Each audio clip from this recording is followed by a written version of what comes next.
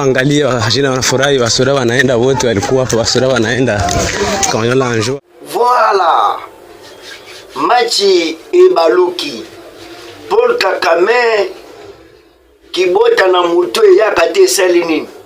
Eye akomi kolela lela. Namandi que sanction et cause répliquer bientôt la plus vite.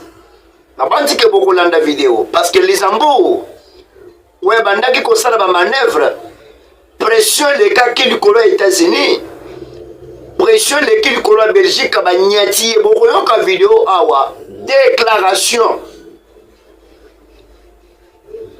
oyo batu musuba banda ko comprendre te Tshisekedi a tout fait pour sauver la nation. Moi, ce qui m'étonne, c'est quoi? Ça pour moi, les Congomani, parce qu'ils ont pêché ordre pour la Pierrot Loire. Voilà. Torobeta Masolo, Tosengi, Bo s'abonner, Bo laïque émission, et que ça l'a bien parce que c'est notre patrie. Tout ça, la richesse, mon sous-souté. Alors, le 10, lundi, mars 2025. Joyeuse fête des mamans. Ils ont continué quand ils ont souhaité bino. Bandeko, Paul Kakame, croyait qu'il y a un cause de la suspendité. Mais avant la loba, dans la vidéo. Européen, on se mobilise. Vous savez, le Parlement européen dit qu'il a beaucoup de principes, qu'on a des valeurs. Mais si on a des valeurs pour les Ukrainiens, on doit aussi les avoir pour les Congolais. Et quelqu'un qui est tué injustement, qu'il soit africain, ukrainien ou de quelle que soit son origine géographique, il doit être respecté. Voilà pourquoi donc nous on est satisfait que désormais le Parlement européen ait pris cette décision sur les sanctions. Il reste maintenant à la faire appliquer par le Conseil européen, ce qui devrait être fait, j'espère, à partir du 17 mars, puisque le Luxembourg, qui avait bloqué la décision, dit maintenant qu'il ne la bloquera pas. Je pense que pour le moment, on est sur le bon chemin et que M. Kagame commence à être connu pour ce qu'il est, c'est-à-dire finalement un dictateur qui envahit le pays voisin. Cet accord entre l'Union européenne et le Rwanda doit être annulé.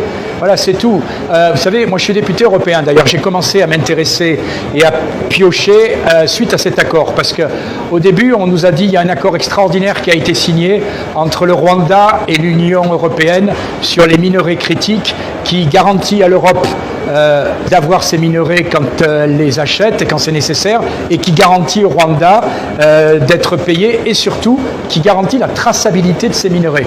Alors moi je me suis dit, bon, si c'est gagnant-gagnant, tant mieux. Est-ce qu'on peut voir l'accord?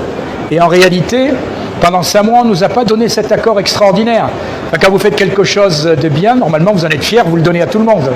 Et puis j'ai la naïveté de croire qu'un Parlement, ça sert aussi à donner son avis, voire à voter ces accords. Au bout de 5 mois, on a réussi enfin à avoir ces accords et on s'est aperçu que la traçabilité n'existait pas. La traçabilité dans cet accord, elle est purement déclaratoire.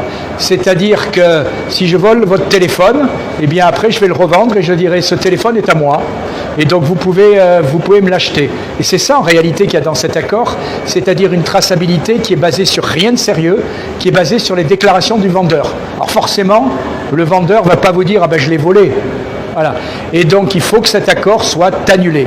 Après il faut aller plus loin et votre président a raison, il faut trouver un moyen pour mettre fin à ces pillages mais aussi à ces querelles.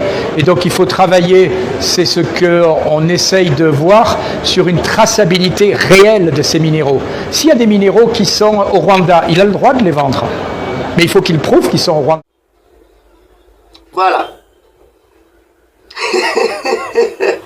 C'est fini. Pendant Paul Kakame, na pouvoir na ye ya ba corruption kosombaka.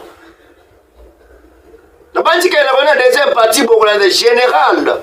Guidon. Na message na ya pesi pona groupe na ba traître ya ba wazalendo ya ba kabido wana.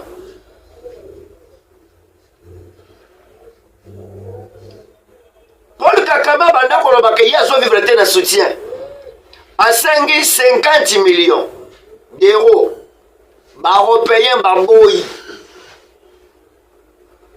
Dabi se que toko soutenir ayote. Deuxième des choses. À 50 millions de livres sterling. Je pense que ce sont 6 millions de livres sterling. Baebi sieke to boy. Canada kuto tindele na message. Alobi nini? Alobi Paul Kagame tu es un traître. Nabandi ke bolandi déclaration. Ya réunion ya suka ona uchumbo yetu olanda vidéo. Abia badobi misamanzaka na ba minéraux on dirait ça yaye. Zoke ça minéraux na yete. Aujourd'hui, tu es responsable des minéraux à Congo. Boussakana kana diplomatie à Tshisekedi.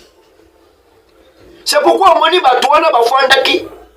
Basako eleleka komitungisa tungisa. Tshisekedi akufwa. Zoka bango bayeba ki vérité te.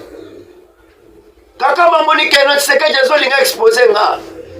Avant kutu to komba même le premier fois Tshisekedi a déstabilisé. Zambe peut le battre la Kamboka, Zambe peut battre la Mboka. Et moi, ce qui m'étonne, les Congolais sont en train de soutenir les ennemis du pays. Abbé Chole, on a découvrir. Et fait Calbert Kangenza, où tu peux dévoiler en un top Congo. Alobi clair.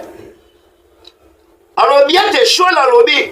Réunion toujours ça, ce n'est pas pour nous soutenir le chef de l'État, mais toujours ça pour la nouvelle présidence Soya. Quel nouvel président? Joseph Kabila. Parce que Kabila était égal à Nanga. Ba facilité bango tâche, ya bango ba soit kaba minéraux.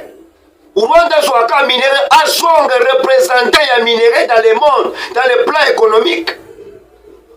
On le lot Tshisekedi a télémi pour combattre les Congolais. À combattre les ennemis, il y a pas Congolais.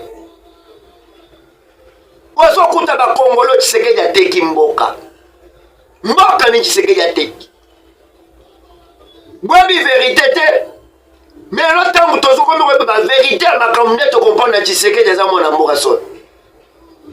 C'est que Constant Mutamba fait. Moi je la prière. O mwana ba Congolais te Tshisekedi akosa na bongo te Mutamba ami moni lokola nani yende nani. Bato peut perdre.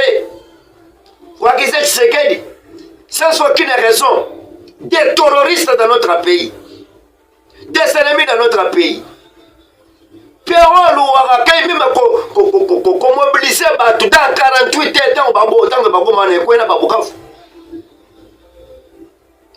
à convaincre les AFC,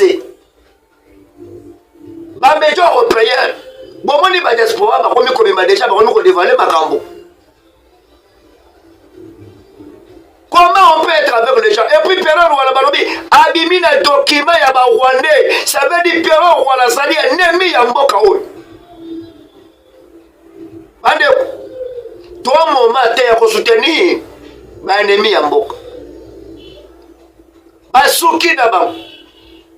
Bah se retrouver dans un problème. Tshisekedi, bravo na diplomatie. Bravo na Tshisekedi.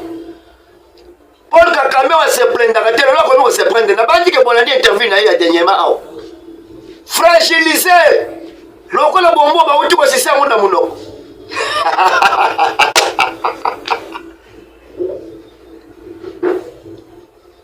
Et puis, balobi sanction wana et qu'on a répliqué plus vite.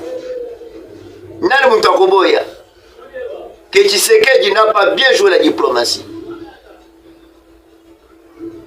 Tshisekedi a bien joué. Tshisekedi aimait son pays. C'est à nous, le peuple congolais, de le soutenir. Merci. Tokuta Nabino na deuxième partie. Bye.